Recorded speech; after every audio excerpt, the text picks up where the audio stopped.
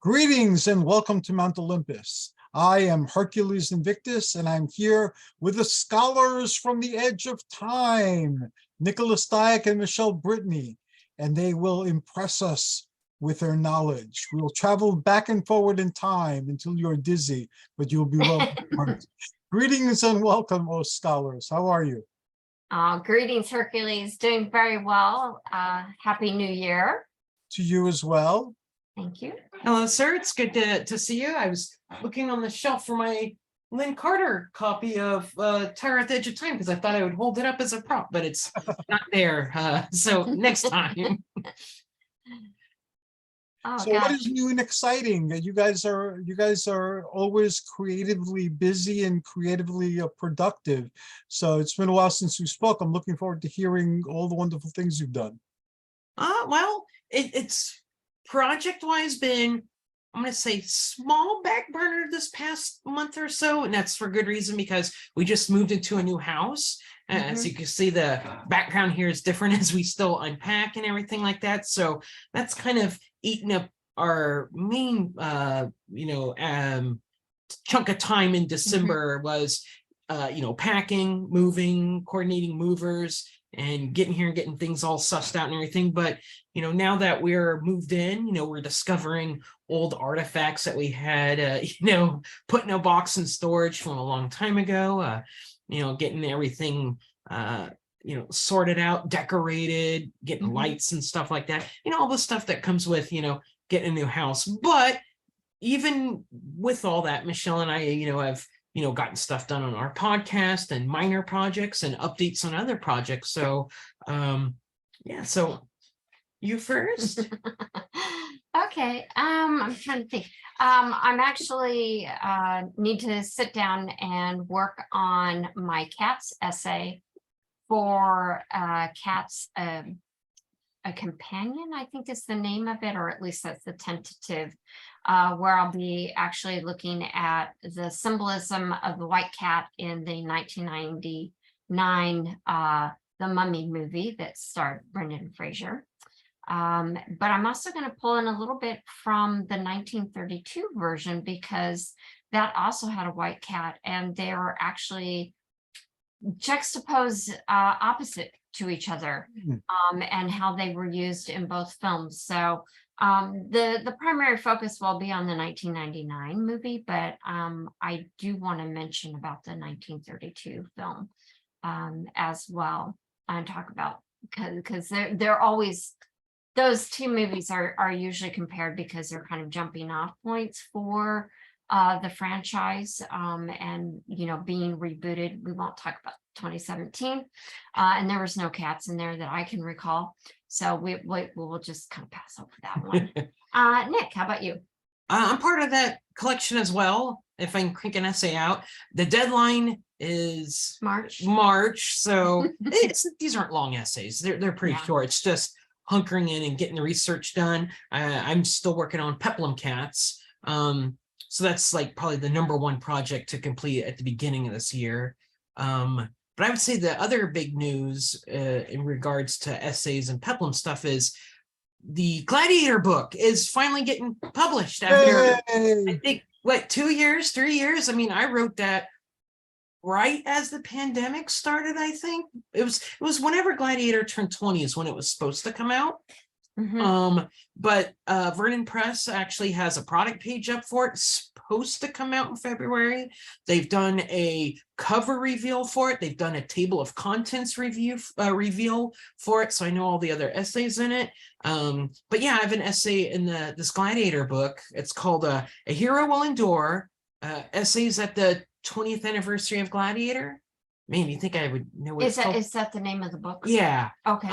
But my essay is on industrial bands that sample dialogue from Gladiator and incorporate into their music. So it's probably the nichest of niche topics out there. But there were actually a lot of bands that used dialogue from that movie, right? 3 industrial bands, but lots of other bands as well. And I'm always discovering another band like what is it? Stillbirth is a death metal band from Germany that on one of their albums recycles, Gladiator quotes in it while doing, death metal vocals and stuff. So anyway, that's been quite the journey waiting for that Gladiator book to come out. And, there's always, books get delayed and pushed back or even canceled altogether. Nothing's a sure thing. I mean, my Peplum Westworld chapter that I wrote many moons ago. Yeah, I don't know if I'll ever That was around the same time. I think as it was well, I around the same believe. time, yeah. But I'm just happy to see the Gladiator book coming out. I've been really excited for that one. So that's supposed to come out in February as like new sword and sandal scholarship, the 3 S's. Nick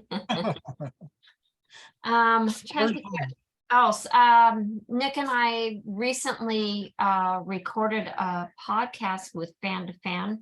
We've been working with that group some, and we did a discussion of H.P. Lovecraft 101, because our monthly podcast that we do is called H.P. Lovecast, in which we discuss derivative literature, films, video games, comics that are influenced by Lovecraft in some form, whether it be his techniques or cosmic horror, that kind of thing. We tend to discuss it. We usually do two episodes, one where we discuss a project, and then at the end of the month, we usually interview one or usually a couple of people.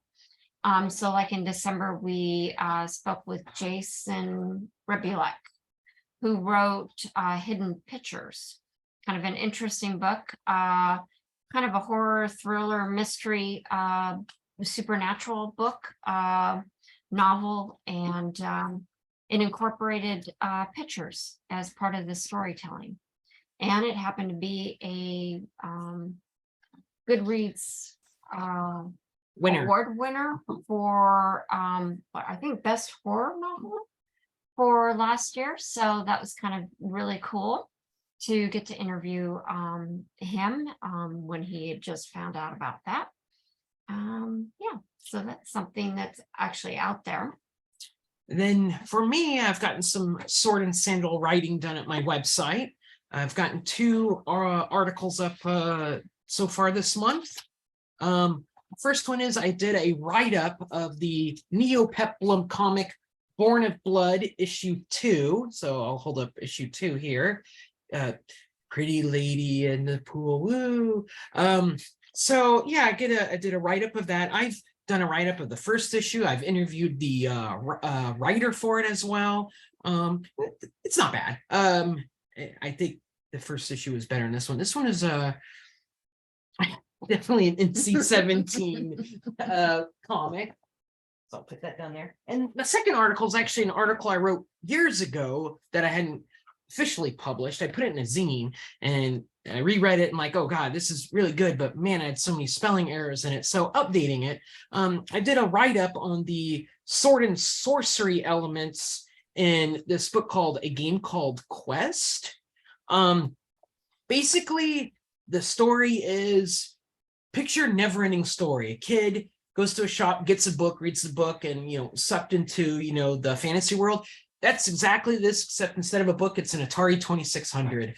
Kids and friends play this game on Atari 2600 and get sucked into the fantasy video game that they got to play. And it's complete 80s retroism, not quite synthwave, but with 80s retroism, they a lot of the aesthetics focus on like the John Carpenter horror stuff, or the things like VHS tapes and Miami Vice and palm trees and all that, Back to the Future type 80s, that a lot of the synthwave stuff doesn't look at the 80s sword and sorcery, except for maybe Dungeons and Dragons and Stranger Things or something. So that's like the one component of 80s retroism I felt like doesn't get enough love. And so that's why I did this article. The book is not that great, but the cover is wonderful. The cover is a stock image I actually found online, and I actually put that in my essay. But yeah, I mean, it's a cool cover. It's a dwarf with a shield, and he's gonna go out there and mess up a dragon. Yeah, I love the image.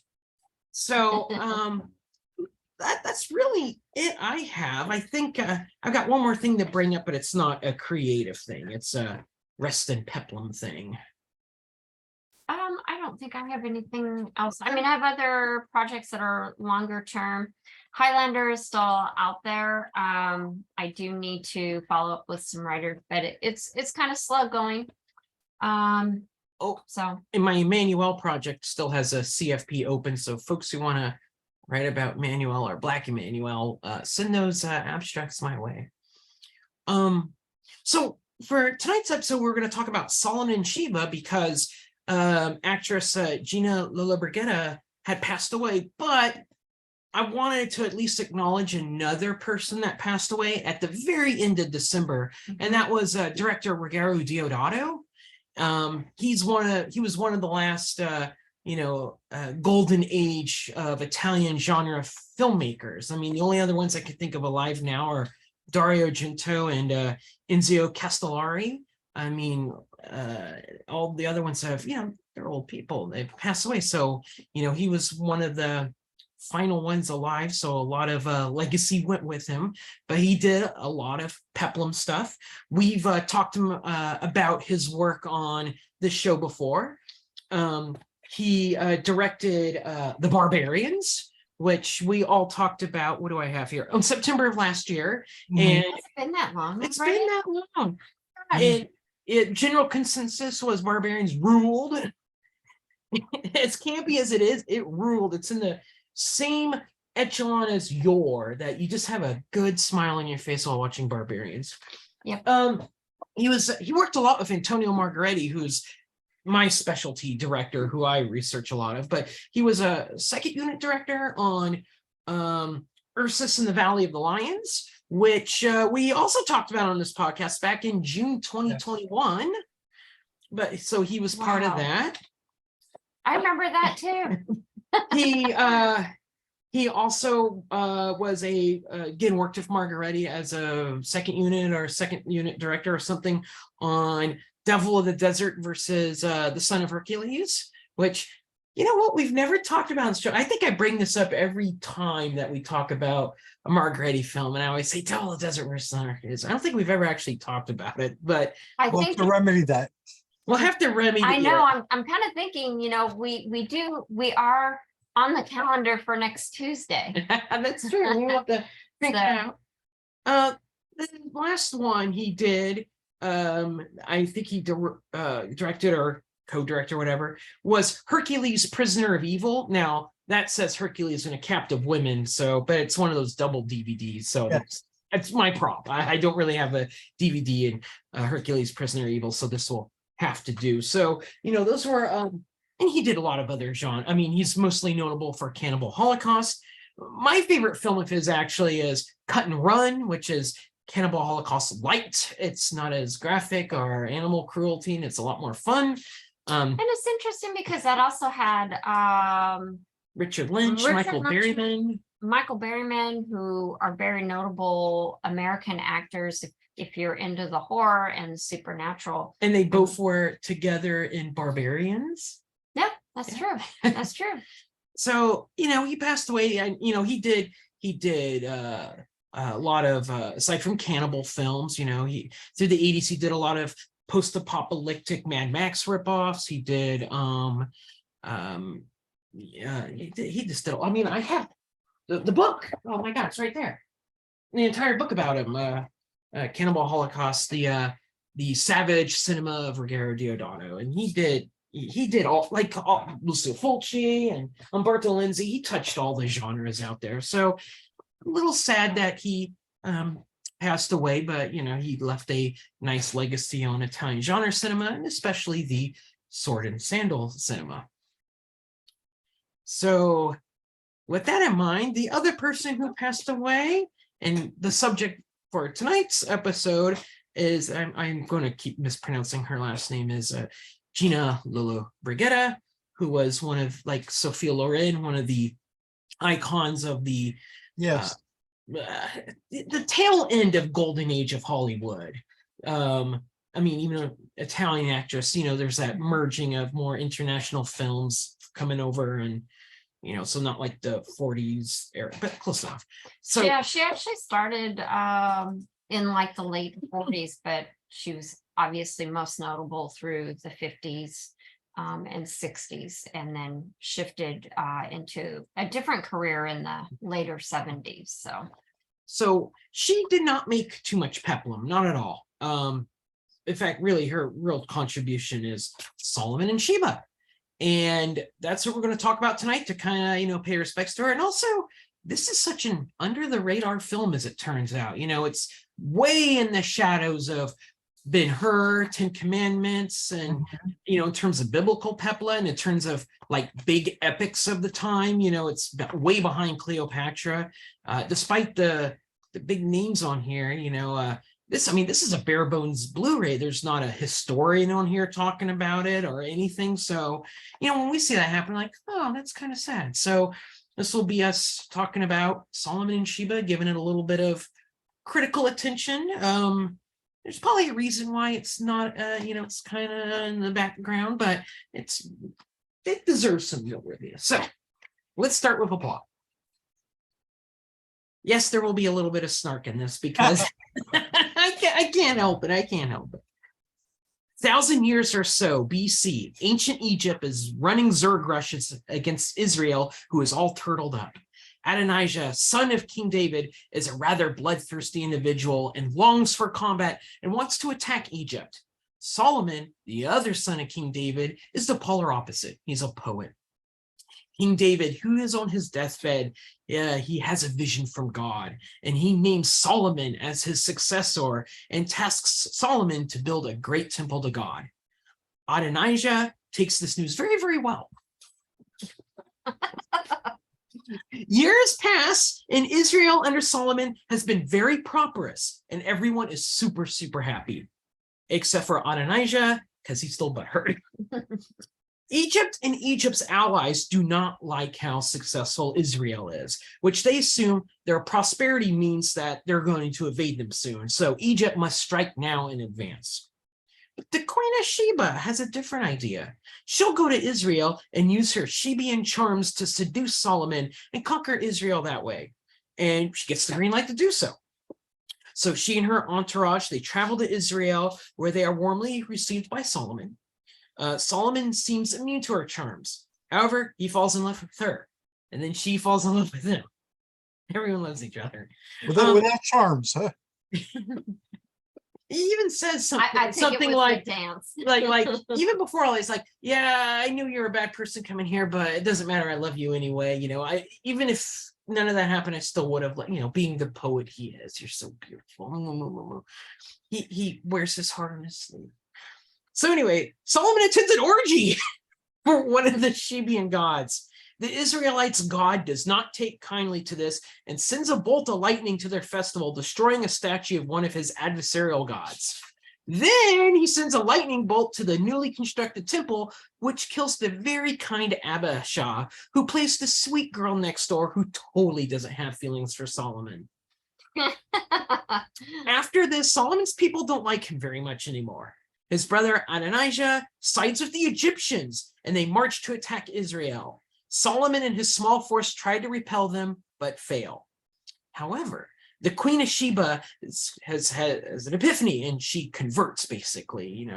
She wants to worship the one God now, and she says she will take their religion back to Sheba, and God is totally cool with this. So either by his divine intervention or maybe Solomon having an aha moment, Solomon has a great idea to vanquish the entire Egyptian army by shining mirrors into their eyes and luring them into a chasm. And it totally works. It was a cool scene. They did the same thing in the movie Hook. I know I'd seen it before, and it was Robin Williams's Hook, where okay. So Solomon goes back to his city, but his brother is there, raising a ruckus and having folks stone Sheba. Solomon finally says, enough is enough. I'm sick and tired of these mother effing snakes on this mother effing plane, and kills his brother in a sword fight. Solomon goes to the Queen of Sheba, who carries his child. She is healed by a miracle and heads off back to her kingdom to spread the word. The end. So that's Solomon and Sheba. takes about this much space in a Bible with this, filling out this much screen time. So, Michelle, initial thoughts on Solomon and Sheba. I enjoyed it. I was a little concerned when Nick said it was 141 minutes. It feels it. But I actually I enjoyed it. I enjoyed the fight sequences for the most part. The first one was a little on the weak side. George Sanders plays the brother Andonijah. And he's a little bit older, and so his sword fighting isn't as good as Yul Brynner, who was in his 30s at the time. Looking very dashing in this film. Very dashing, full head of hair. With the beard. Yes. That's how you age someone a couple years, is you slap a goatee on him. There you go. Yeah, I guess so. Well, that's what happened. He's all baby face after his dad dies. And then it says, like, a few years later, and he's putting his goatee to show the passage of time. And yeah. I actually enjoyed the character Sheba. I felt that instead of being a traditional kind of femme fatale in a biblical movie, she has business acumen and holds her own with the other leaders, like the Egyptian leaders. Her thought is, yes, you could go in and fight. Has that really worked for you in the past? I have another idea. And they listen to her. And, but we do kind of fall back to the melodrama of, she ends up following her heart rather than her head. And so, you do have a bit of melodrama in there, but this is one of those, if you follow your heart movies, things will go bad. It's the opposite of the Matrix films, where if you follow your heart, things go good, apparently. I guess so. But I did find it, I enjoyed it. I actually ended up kind of like looking at the costumes and spent some time thinking about kind of the color schemes of the different costumes and what they were wearing, and definitely want to go back and revisit that at a later time. What about you? I'm making a sour face out. Me too. I want to say I'm more like ambivalent about it. Maybe I really wanted to like it because, I have a soft spot for the toga and sandal subgenre, but it just isn't that memorable of a film. I mean, there's really nothing big that happens in it to support its epicness. It really is a lot of, I mean, like Ben-Hur is like, 7 hours long, but there's big set pieces. I mean, you could watch Ben-Hur all the way up to the chariot race sequence, and that's its big contribution. It will forever live in the cinema annals. And even movies like 10 Commandments and Cleopatra, they all have something kind of memorable about them. I think my issue with Solomon and Sheba is its basic plot is something I've seen before in noirs, melodramas, and even like assassin films, where a person goes in to seduce and they fall in love, and then the person falls in love back with them. I mean, years ago, we lived in SoCal. One of our academic friends was visiting us, and we went to a theater. We wound up watching John Wayne's Jet Pilot. It was a terrible film, but that was the plot of Jet Pilot. This Russian spy comes over to seduce John Wayne, but really falls in love with him, or her. I'm mixing up people. John Wayne falls in love back, and it's all sorts of national security issues at that point. Terrible film, but I that was kind of the core of it. That's a cinema cliche for me, and that's fine if there's other stuff that goes on in the film that boasts its memorableness. And I think the only thing memorable is going to be Yul Brynner and Gina Lollobrigida. And as much as I like Yul Brynner, she totally is the one who steals the show in this. Yeah, and I to that point, I would say that Ben-Hur, like you were saying, had all these beautiful set pieces and that were memorable. What's interesting is that I looked up, and the budget for Solomon and Sheba was $5 million, and the box office at that time was approximately $12.2 million. 141 minutes. Now, for comparison, Ben-Hur was 212 minutes. That includes the musical intermissions, the music before, the music after, so that you could ponder what you had been watching at the theater. And their budget for Ben-Hur was 15.2 million. Three times as much. Yeah, the box office was 146.9 million. Now, the 10 Commandments was budgeted at 13, so a little bit less. And its box office was 122.7 million. Now, the 10 Commandments was 220 minutes, also accounting for the intro, outro, and musical intermission for bathroom breaks and restocking of snacks. So, well, it's true. You were at the theater, right? You weren't sitting in the comfort of your home and like, oh, babe, I gotta pause for a minute while I go get a snack. So those are movies that definitely need snack and bathroom breaks. And this is a quick aside. You're describing 10 Commandments, and whenever I think of 10 Commandments, I actually don't think of 10 Commandments. I think of History of the World Part 1, where Mel Brooks comes out and says, I have these 15 commandments, and he drops one of the tablets. I have these 10 commandments. And that's, to me, that's the canonical 10 Commandments. Well, the other thing that's interesting, as I was doing some research, was finding out that there were biblical films are typically classified as either, camped in the Old Testament or they're in the New Testament.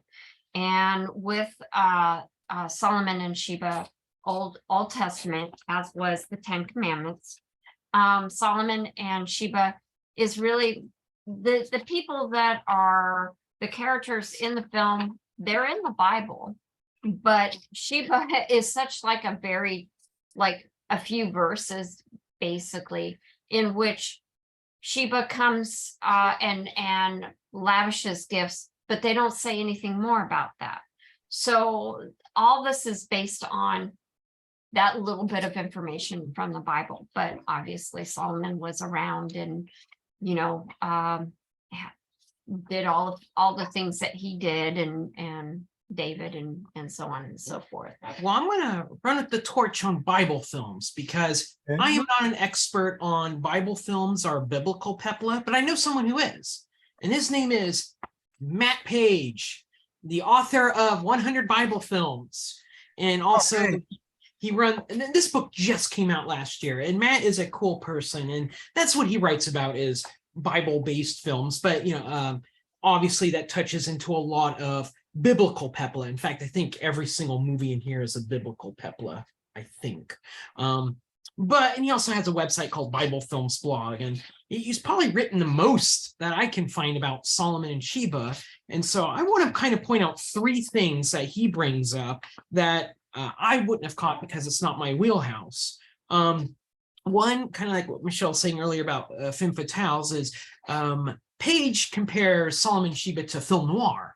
That Sheba is the seductive femme fatale. She's going in to seduce, and most film noirs, the performance is really built around the female character. They're the ones who dominate the noir. They're always the seductress or the object of affection, the one running the scenes. He compares it to a kind of a low-grade Vertigo. So yeah, it's very Hitchcockian, I guess. I could see that. I'm more of a noir as a more visual subject matter type person, but I could see the noir comparison there, though. I think someone should have done the fedora or the headdress and played detective. But anyway, the second point he brings up is since this is 1950s, and this is a biblical film, that they tried to appeal, because this isn't like an Italian-made film. This is actually an American film filmed in Spain. They're going to try to appeal to Americans of the 50s, post-war America.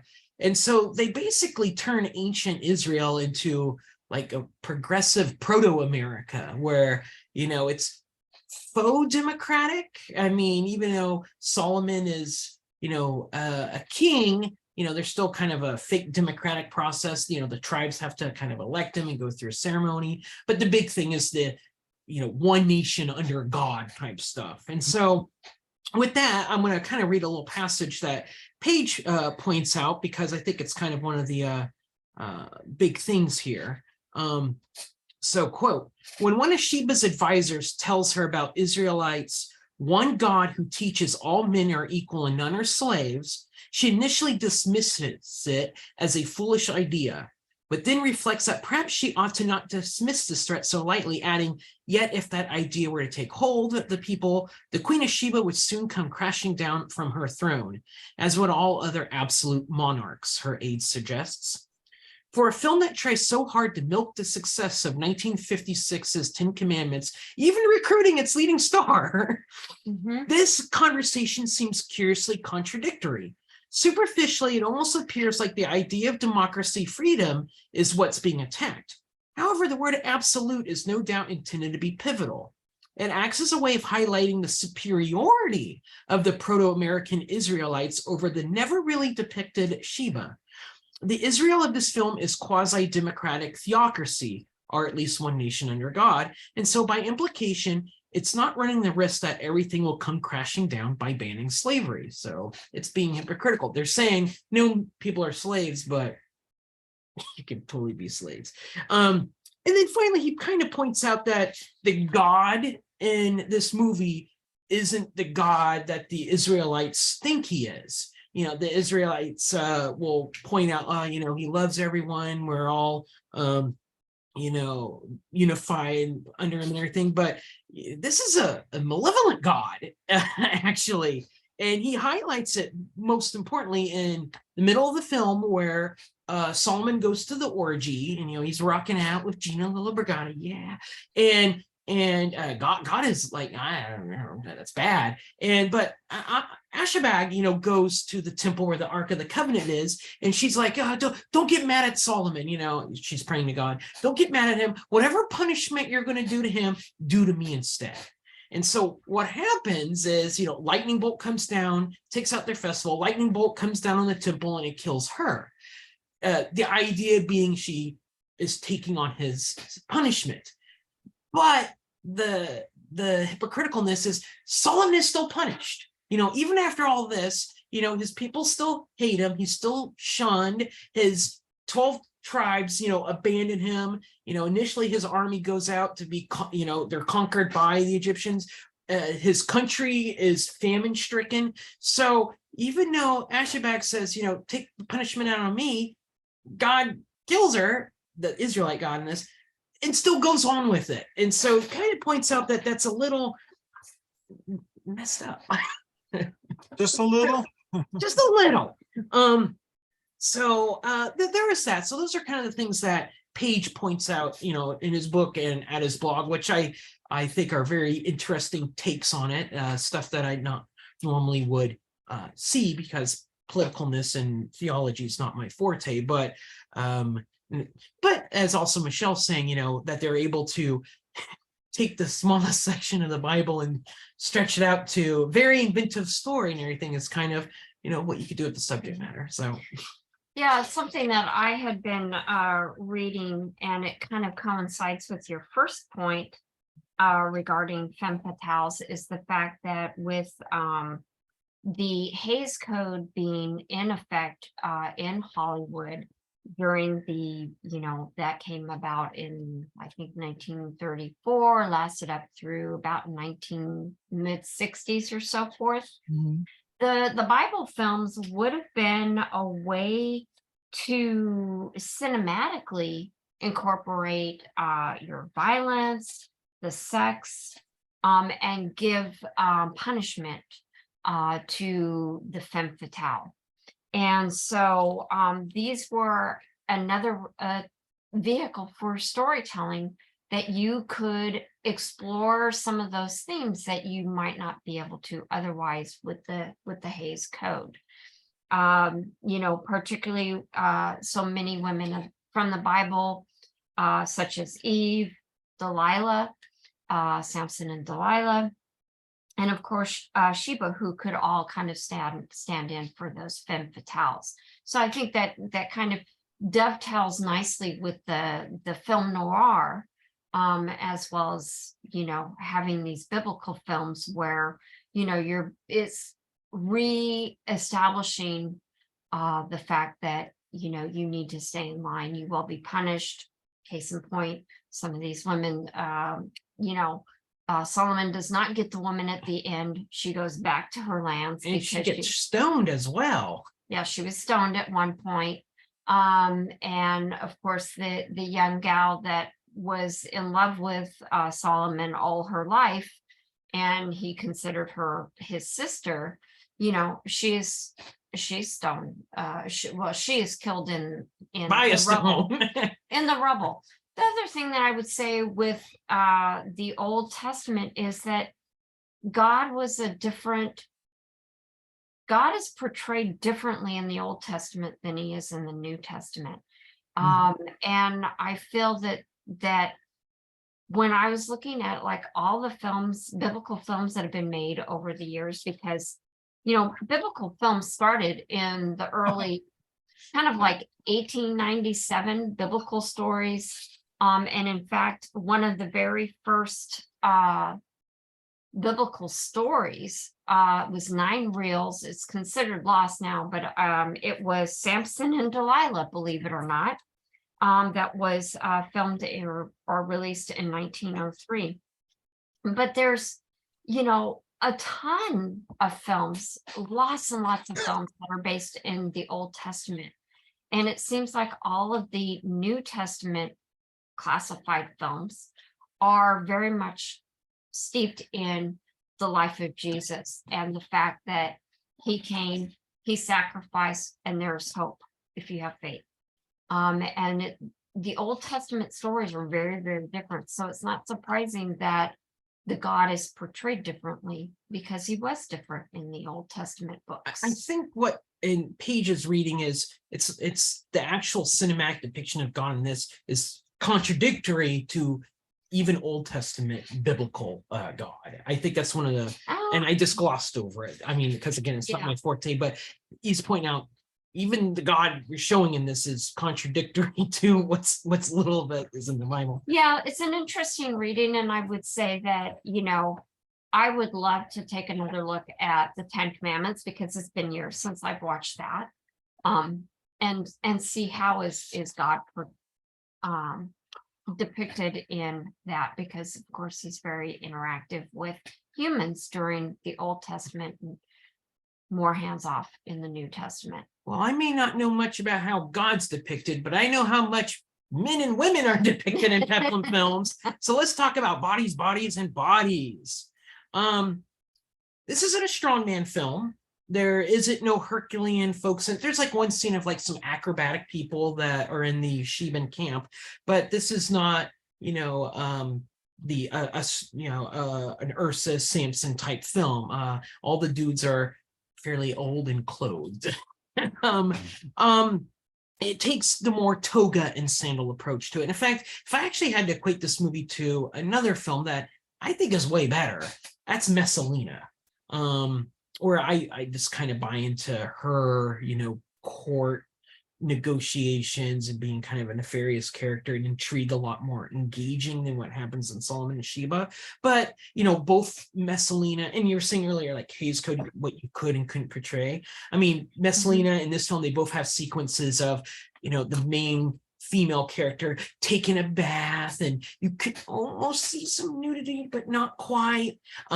Sheba actually puts it in a further direction of an orgy scene with, she rips off her clothes and, she belly dances, and there's lots of, almost naked men and women dancing around her. That's the, I would say that's the sex probably scene. One of the most memorable scenes, if there's any sort of memorable scene from Solomon and Sheba, it would be that dance scene. Probably so, because I actually thought the fight scenes, and there's really 2 fight scenes they book in the film, are terrible. I see Adonijah trying to sword fight, and it's seriously, it's like an action film where the person never bothered to like learn action choreography or anything. So you just move close up to their face and you don't see anything else. So like there's a sequence in the very beginning where he's in his chariot being speared by different Egyptians, and the camera is zoomed as close as they could on him, and he's just like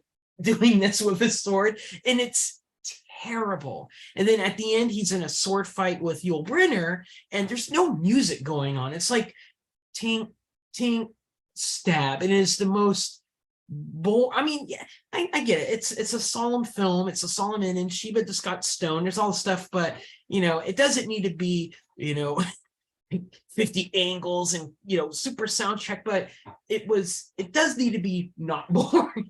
So, and also the first battle has one of the worst day for night scenes ever. I mean, they're trying to do like it's maybe early morning and the sun's about to come out, but there's like giant white puffy clouds filter over it, and I'm like, this is a terrible day for night.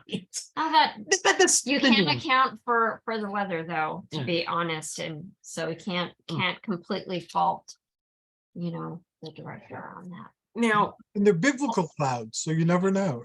Yeah, exactly. Now, also this movie, it had a little bit of reaching into other peplum stars in movie making. This was actually my first King Vidor film. I hadn't actually watched his films before, and I took a quick glance. I mean, he hasn't really done a historic epic before, except for if you want to count War and Peace. So this was kind of, I'm going to say, new territory for him, even though this was like the last movie he did. But, Yul Brynner had just done 10 Commandments and King and I. To me, when I think Yul Brynner, I think most people think Magnificent Seven. I think Westworld, which to me is a proto-neo-peplum because, he's a robot cowboy and there's a Roman world out there. So, he works for me. And Gina Lollobrigida herself, despite being, an Italian actress, she didn't do a lot of she just basically started out, doing dramas and other kind of seductive films. So this was one of the few instances that she did a costume drama, historic epic film. The other ones are, she did a film with Errol Flynn called Cross Swords. It's more of a swashbuckling film, and then Imperial Venus. And so, and like we talked about Gladiator before, where Gladiator is just chock full of like veterans of the genre and the director from the genre. I would say this movie, it wasn't deep. It had a little bit. I think Yul Brynner was probably the more iconic peplum person because of 10 Commandments. Yeah, and going along with that, I think of, when we talk about Ben-Hur or the 10 Commandments or even Cleopatra, there was definitely an ensemble cast. Mm-hmm. A lot of time went into selecting who you were going to have as part of the cast, and all of the filming locations. And I feel like, again, kind of limits to the budget. Additionally, when King Vidor, Vidor was in production, Yul Brynner was not the original Solomon. It was actually Tyrone Power. Which would have added even more of a noir element to it. Yeah. But he was originally starring as Solomon. But about 6 weeks into production, he suffered a heart attack, actually filming the climactic sword scene, which is kind of interesting because Nick commented how bad it was. Probably when they filmed it with him, it was probably lavish and awesome and choreographed, and then he died. It's like, oh crap, we have half a sword fight scene. Well, let's get Yul Brynner and bing, bing, bing. Yeah. So, footage had to be reshot. So I'm sure part of the budget went to having to do reshoots. And my understanding from what I read is that some of the shots, like if it's the back of the head, it might actually be Tyrone Power, because they probably didn't reshoot absolutely everything if they could possibly get away from that. Vidor actually considered the loss of power a creative one rather than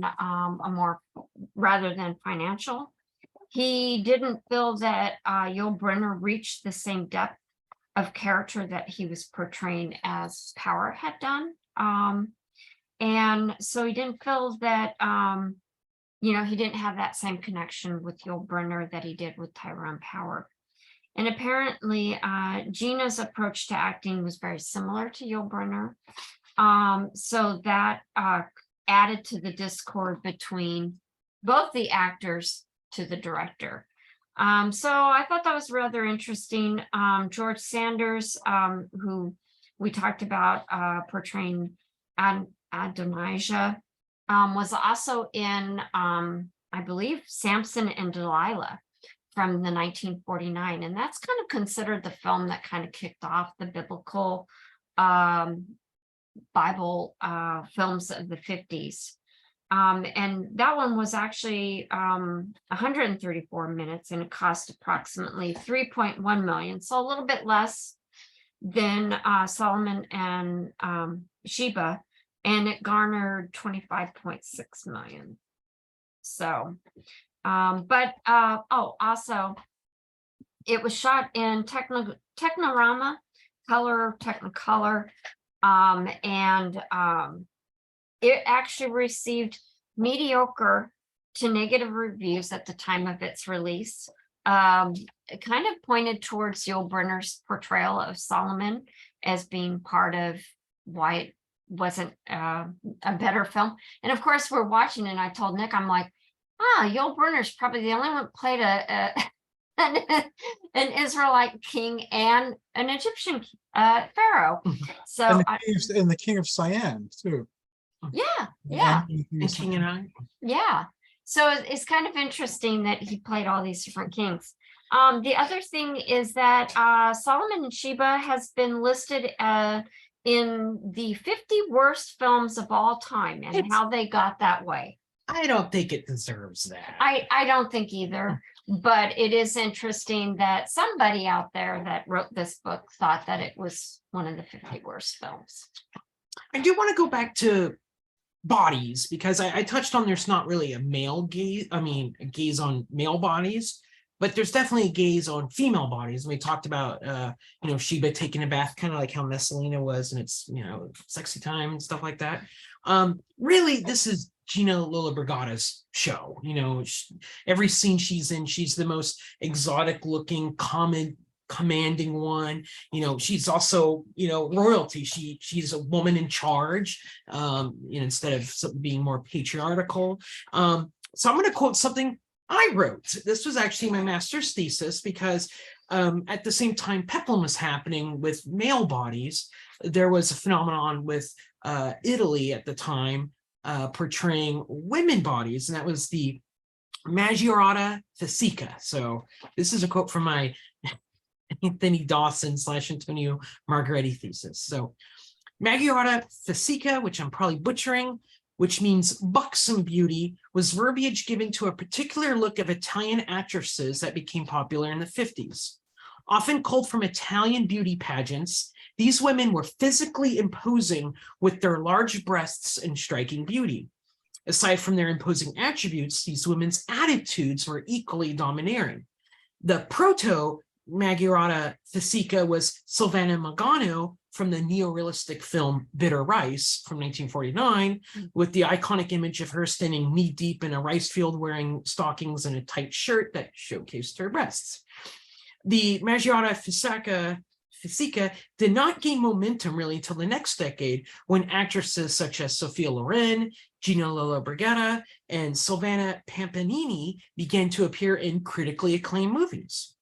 Authors Carlo Selli and Marga Cotino-Jones hypothesized that in the 50s and 60s, the emphasis on physically imposing actresses, such as Loren and Lollobrigida, was a response to the audience's interest in viewing sexuality on the screen, and consequently had a large social and economic context as well, end quote. So she's bringing that in. That's, the emphasis is on showcasing her body.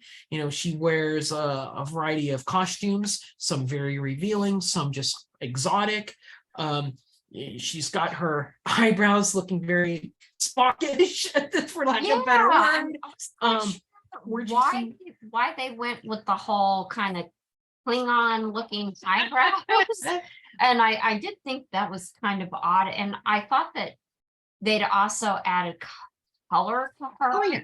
as well as Yul Brynner, to make them look more exotic.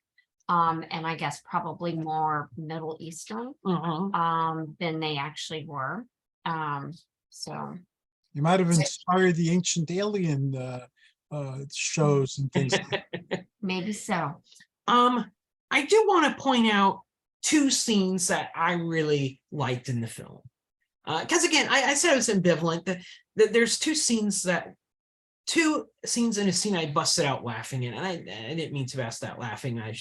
So one, the cavalry scene at the end, where Solomon and his small band of army are able to use their mirrors to blind the Egyptian army to crashing into a chasm.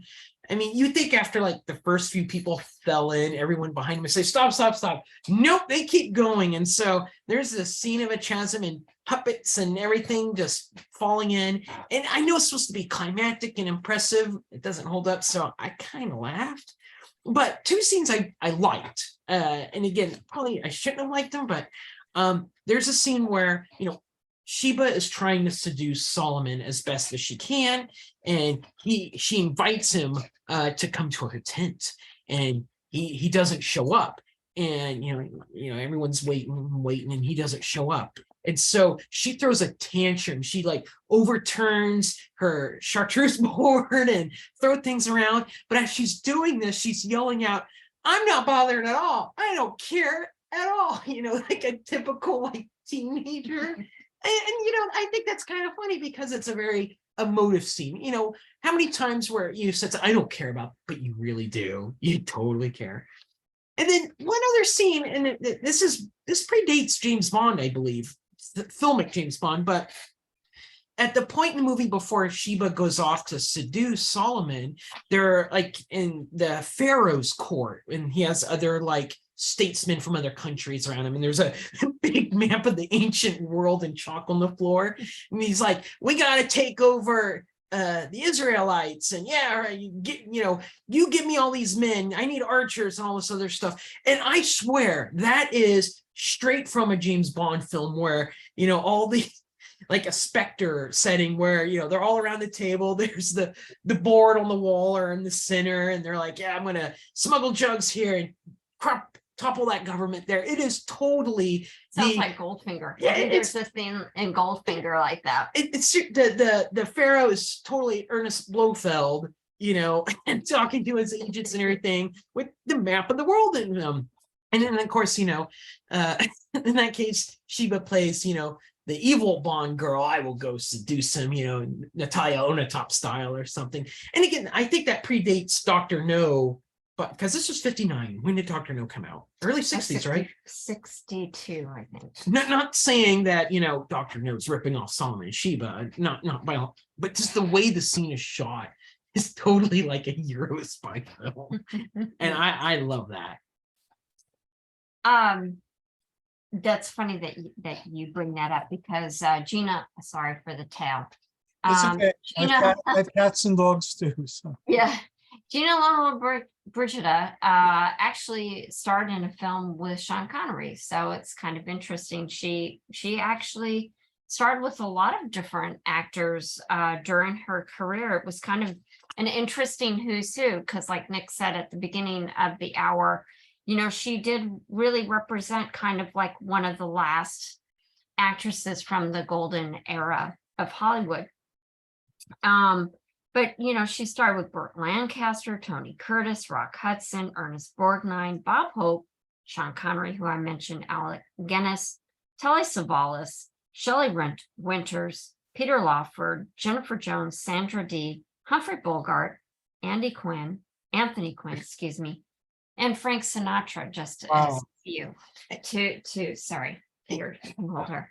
And then hold on. The point was that it's an Italian actress working with them. Mm-hmm. Some of those folks would go to Italy to be, I think of Terry Savalas, in the Mario Bava film. Yeah, that's actually a good point. The fact that it's in the Devil. Yeah, and what's interesting about her, she actually signed with Howard Hughes. Who did jet pilot?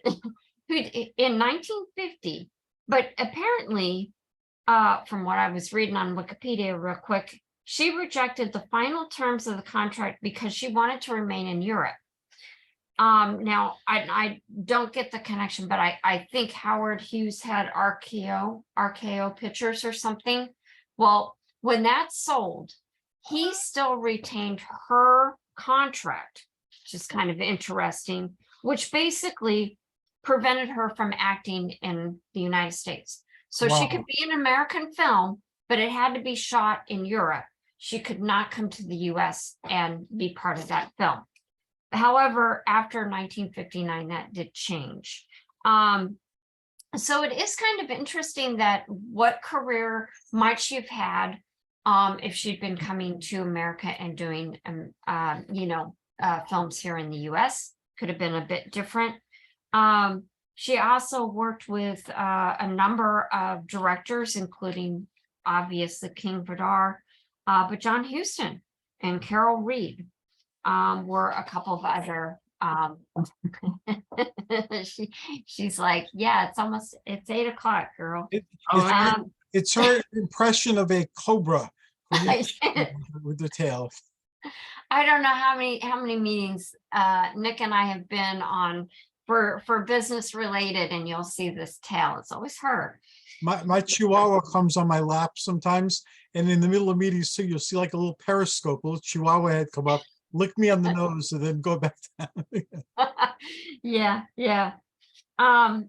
Now I did mention earlier that Gina did discontinue acting in kind of the 70s. She reinvented herself, which is interesting, and it goes to show what a powerful and resilient person she was. And what really struck me is in the 70s, she was also a photojournalist. And there's not a lot of pictures out there on the internet, but I was able to find a program on YouTube that showed some of her images. And she really did have a wonderful eye for photography. She published 6 photo books, one being called Italia Mia. And I would say that she had studied sculpture and painting at school. So after her acting career, she went back to that. She did sculpting, definitely did the photography. And she seemed to be, what I would say, kind of inspired by both what she was seeing in the world around her. From what I could gather, she carried a camera with her at all times. She had a 35 millimeter, but she also had like a medium format, so she could do larger images. This is not to disparage her approach. She did a lot of spontaneous type of photography, but because her eye for composition was just amazing, like she captured these beautiful moments of Italian culture and kind of what was going on. And so she really kind of documented life in Italy. After she finished up acting, I think some of the photos must have been from the 60s, but they're a real testament to her ability and her eye for photography and what she must have had for painting and sculpture as well. I wish that there was more images out there, and I'm hoping that I can maybe find her book. Maybe Tashin will release something someday. They do all that stuff. Yeah, maybe. Hopefully Tashin would do something, but it's just absolutely gorgeous, and how intentional her compositions and abilities to capture life was just really amazing. She also did try to become a politician very late in her life. It wasn't very successful, but power to her. She did it. Yeah, that's the important thing. Yeah. As Nick said, she did pass away earlier this month, and she was 95 years young. Wow. passed away. Well, you guys did a very comprehensive job with this film. Uh, Many, I think her name was pronounced Gina Lollobrigida, if I remember correctly from um, hearing the name in the past, but I'm not positive. And If it's Italian and more than 2 syllables, I just give up. I'm the worst. I think I brought this up. I'm the worst like Italian film scholar because no, you're an excellent scholar. I just can't pronounce I anything. learned a lot from both of you. There are many things I did not know.